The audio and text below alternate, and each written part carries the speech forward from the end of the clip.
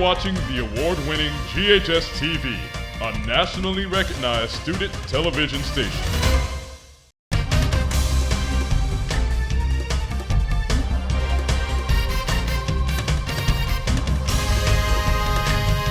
You're watching the award-winning GHS-TV, a nationally recognized student television station.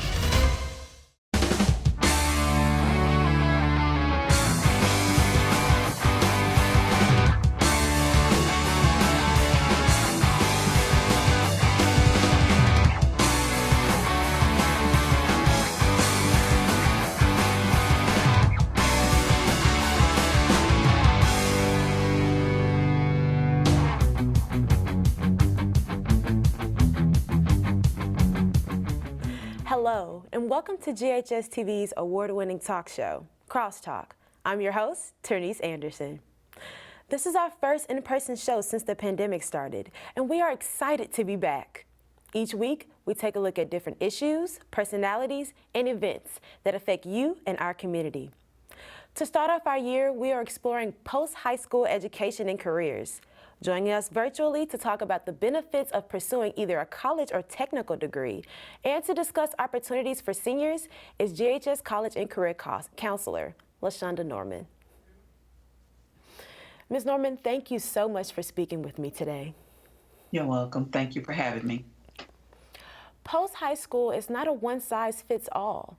Can you talk about the different paths seniors can take after graduation? Absolutely. Seniors have several options to take after graduation. I am that counselor that's open to all options. You can go directly to the career field, whether you want to go directly to work. We have some students who want to go to the military, so we talk about military options. We have students who want to go to a technical trade school. For example, Tennessee College for Applied Technology right here in Memphis. Then we have those students who want to go to a college, not too big, not too small, and then some may want to go to a university because they're ready for that big field. So they have several options after high school. How does someone know which path is right? Great question.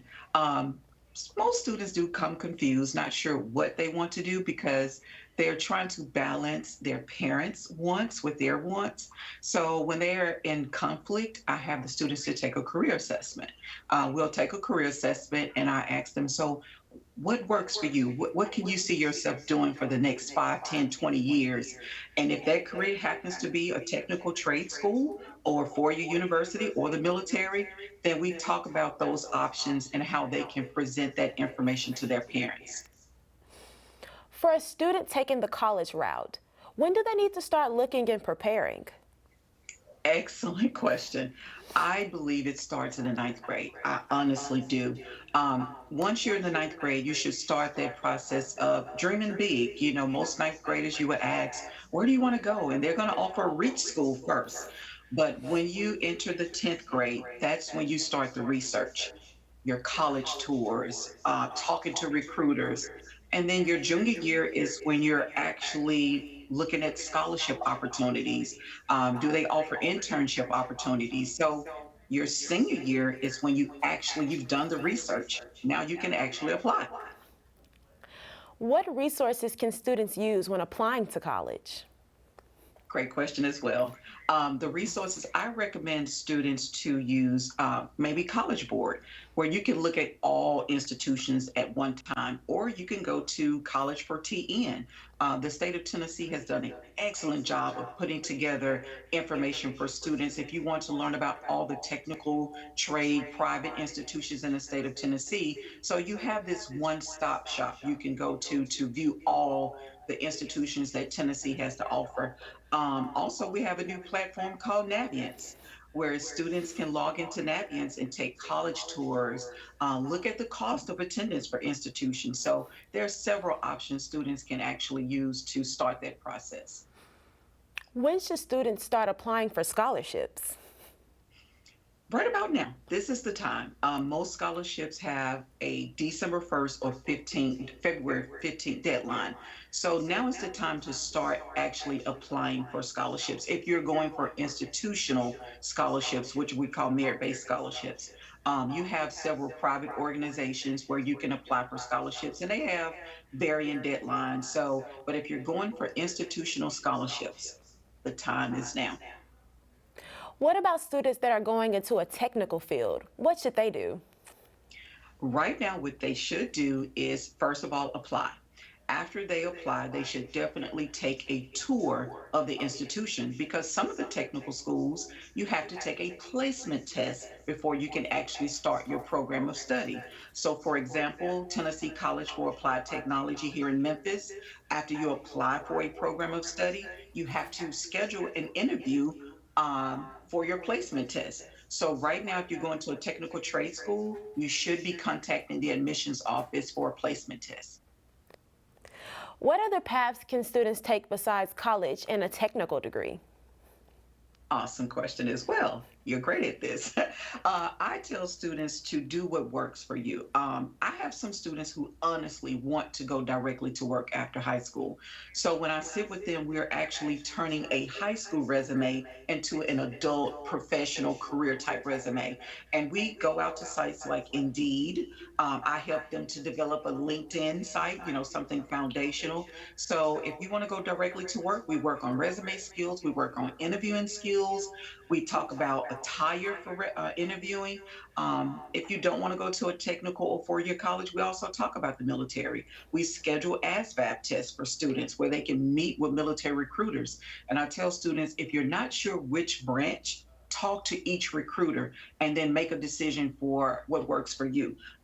Just because you see a particular recruiter every day, that may not be a great fit for you. So I ask them to interview the military recruiters to find out what works for you. Let's say a student is on the fence. What advice do you give to them?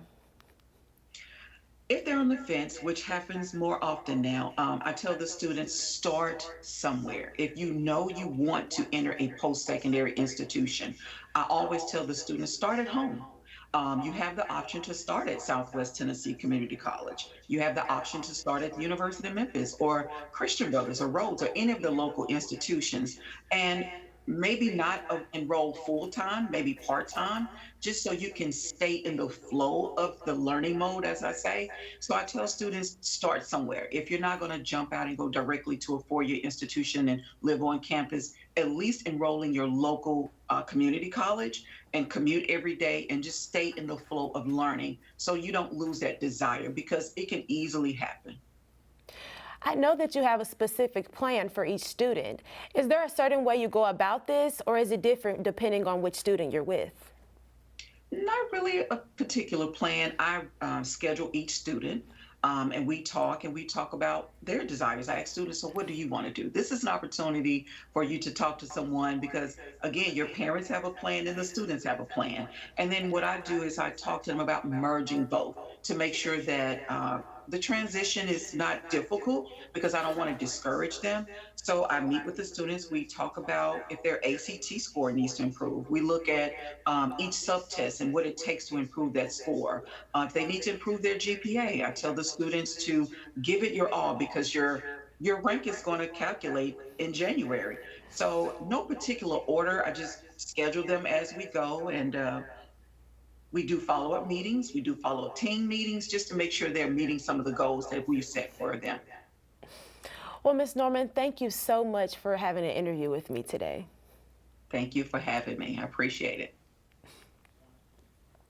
We have to take a short break. When we come back, we'll find out which essential worker industry is seeing an increase in applicants and why.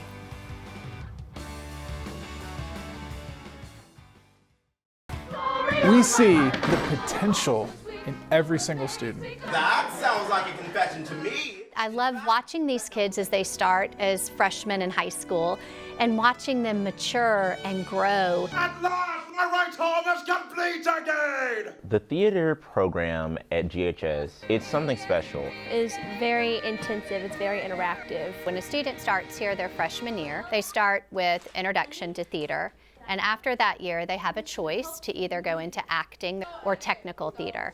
And then after that, they join our production workshop class. It's the class that is completely run by students. The students do mostly everything. We build the sets, we do lighting, we make the costumes, we do the show. We've got magic, we've got power. It's very fun. I mean, everybody's very supportive of each other.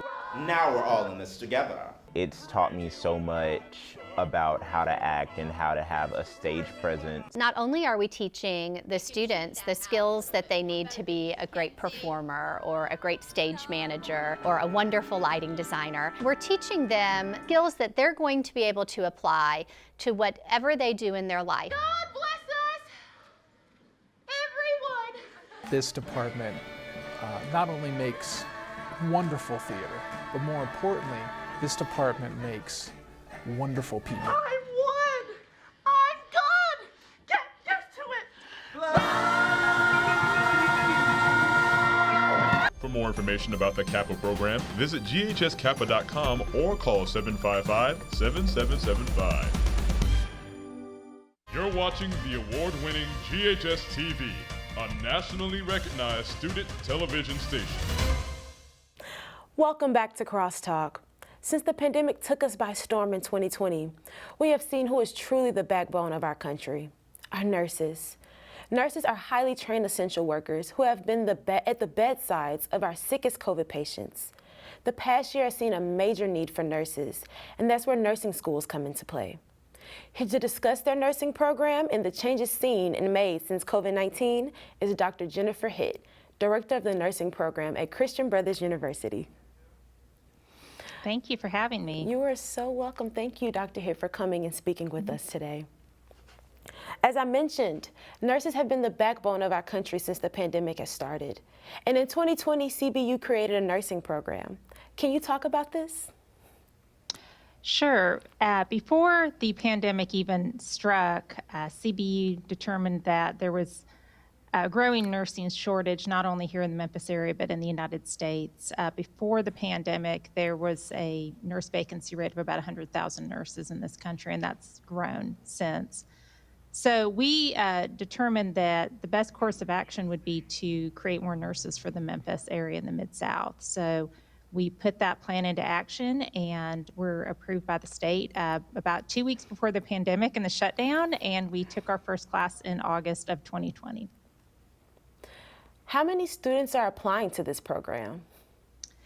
Oh goodness, we have more students applying than we can take at this point, which is pretty consistent with most nursing programs. The application for most nursing schools is pretty competitive.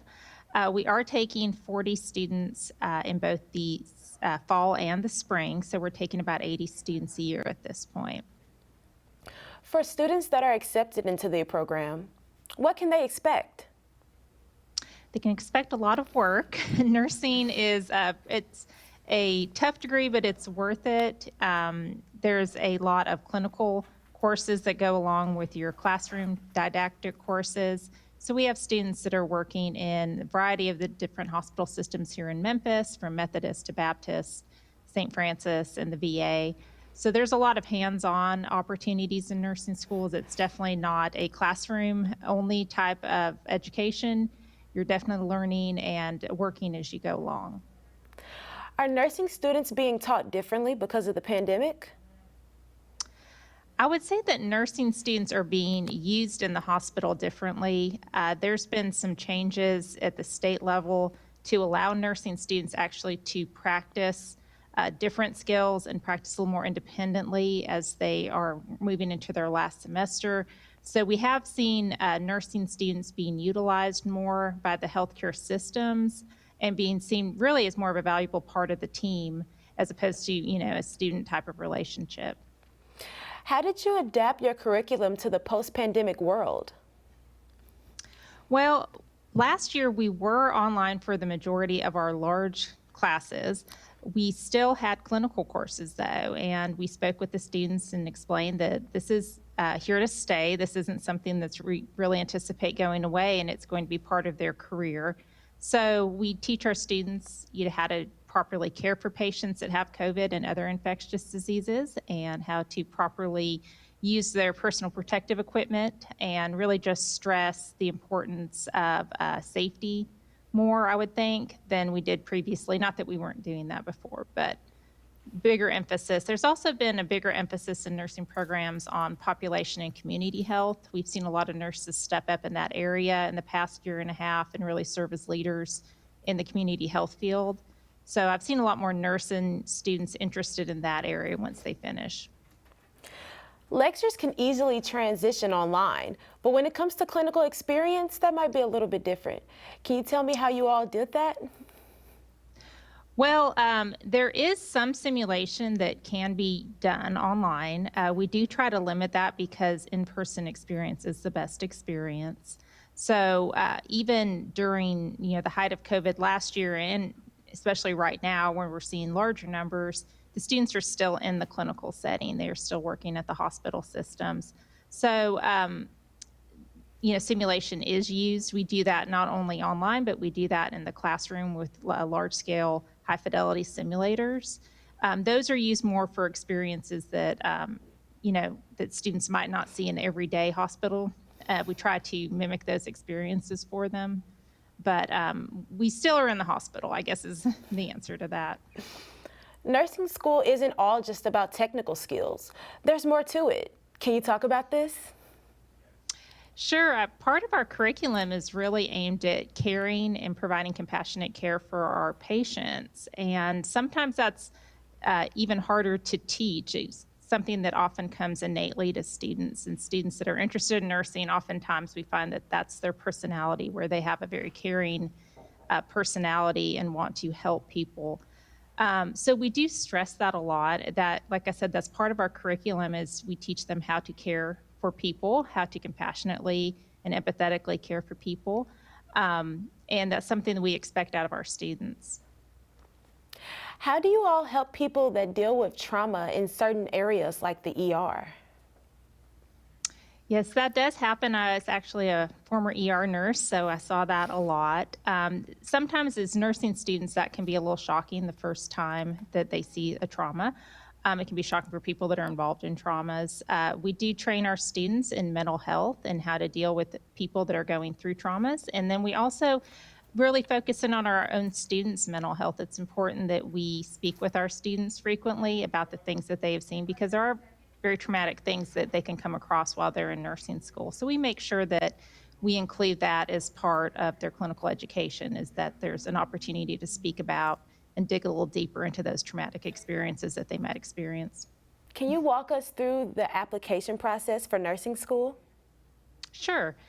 The application process for most nursing schools is pretty similar. Most nursing schools have prerequisites that have to be completed prior to applying. So if you're interested in nursing school at CBU or at any other nursing school, I would suggest you pull up those prerequisites. They are a little bit different at each schools. Most of them do require courses like anatomy and physiology and microbiology. So those are things that have to be completed. There may or may not be a nursing school admissions test that's kind of similar to the ACT. It's like a little ACT that they can do. Once all those prerequisites are done and the student feels that they are ready to apply, then they would actually apply to the nursing program. So most schools, you actually need to apply both to the university and then to the nursing program. There's going to be some confusion there. So I would just encourage people that are interested in nursing to get on these websites for these nursing programs. The prerequisites are pretty well laid out, what is needed for each program. Prerequisites are oftentimes very similar for different programs. So definitely apply to more than one program if you are interested, because like I said, it can be competitive to get into these programs. Well, Dr. Hitt, thank you so much for speaking with me today. Thank you for having me. Don't leave yet. When we come back, we will talk to a nonprofit organization that is defying national statistics in our own backyard.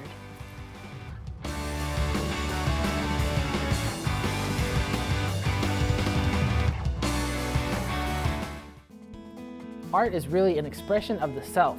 If you look at a piece of art, you can see the artist within it. All just really depends on what I feel like doing at the time. I generally have different ideas every day. I really get excited when my students come up to me with unique ideas that I've not heard of. You can't let everybody tell you who you are or what your art is or how to be what you want to be. I really let the students go according to how they're progressing, and I try to give them as much as they're able to handle. Well, I like drawing a lot, and I like painting, and I like being able to improve my skill and show people my art. I try to get them to think creatively. I think that's one of the few things that we as teachers really need to try to push with our students. I can't sing.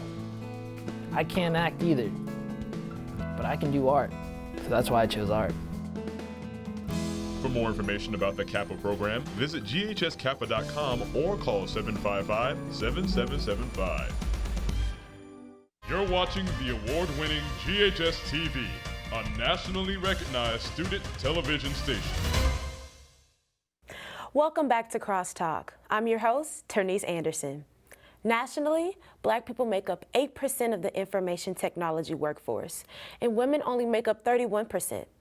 Compare that to the 26% of African Americans in Memphis who work in tech, and you see that we are far above the national average.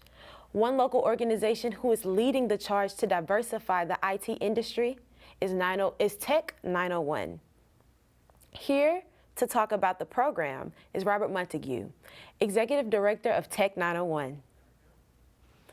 Mr. Montague, thank you so much for talking with me today. I'm thrilled to be here, and I want to give a quick shout out to Germantown High School community. We were able to add a graduate to our instructional team this past year, and so we're thrilled to be a part of your community. For those who may not have heard of Tech 901, can you tell us what you all do? We're a nonprofit IT vocational school. We're training Memphis area adults 18 and over to be the entry-level IT or information technology workers that area employers need. We are working with, in a low-income community, what we're providing is training that is just not available to most people. And we're providing it at an affordable but high-quality way to launch new careers with living wages. When the pandemic started last year, there were a lot of people that were relying on IT specialists to help them work from home. Can you talk about the need for more people with IT backgrounds? Yes, we saw a strong uptick in both hardware technician and user support roles in the Memphis area as more people went remote, work from home, distance learning, distance medicine, all came together to drive the interest for even more tech workers in our local market. How does Tech 901 prepare students for the IT world? We offer two big programs, one in truly information technology and another one in software programming. The information technology program is 4 courses. We raise money, and Memphis foundations and corporations support us so that this training is very affordable and helps us build a diverse student body and graduate base. Each of the courses is in the 8 to 12 week range and very affordable and accessible. We offer them at night. That kind of fits the work during the day, prepare, upskill for a new career at night. The entry-level course is $180 for the 12-week program, and all of our other courses are $250. We are teaching to industry certifications. A recent survey showed that over 90% of tech employers prefer graduates with certifications. So we're teaching towards a certification test, but we also use extensive labs to help students get the actual hands-on skills as we train them to do the work on the job as well. Do you need to have any prior knowledge on computers before taking classes? No, we assume no prior knowledge in IT. The entry level or basic literacy requirements, and we start at ground zero. We go through a very intense and rigorous program to take you from there to the knowledge you need. Obviously, the more exposure you've had to computers, the easier it is to pick up the new concepts, but we don't assume or require any pre-IT training. This all sounds great, but what is the job prospects when the classes are over? Job prospects are very strong right now. Both the user support and hardware technician job opportunities are very strong. We have over 150 employers have hired our graduates, and they commonly come to us when they have requisitions for new employees that we share on to our graduates. So if you're looking to get into the IT world, now's an excellent time to pursue this training.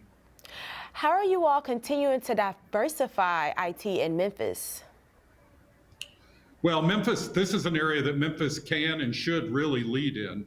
About 70% of our students are persons of color, and a little over a third of our students are women, both of those above the industry averages, as you referenced on the lead-in.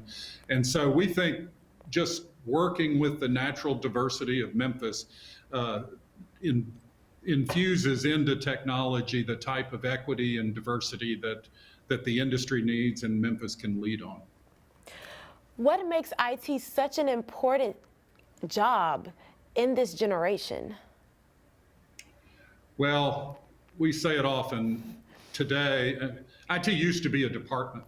Now all jobs are tech jobs, right? Everything we do, our entertainment, our work, our schooling, all of those now contain strong technology components, and that only continues to increase. So I think the growth demands of the technology lead to growth opportunities for workers in this space. So it's a high growth area with a short supply of workers, which means the pay is good, and we continue to see entry-level pay increase. Our average graduate job this year is around $47,000 in starting pay, above the Memphis median. So you can, with hard work and some preparation, you can quickly move to the top half of the Memphis earning spectrum with some investment and hard work. Well, Mr. Montague, thank you so much for speaking with me today. Thank you for having me. Really appreciate it. Take care. Once again, thank you to all the guests for their insight on today's topic. For more information on our programming, please check us out on the website at GHS-TV.org, where we are streaming live 24 hours a day. You can also check us out on Facebook and Twitter. I'm Ternyce Anderson. From all of us here at GHS-TV, thank you for watching Crosstalk, and I hope to see you again.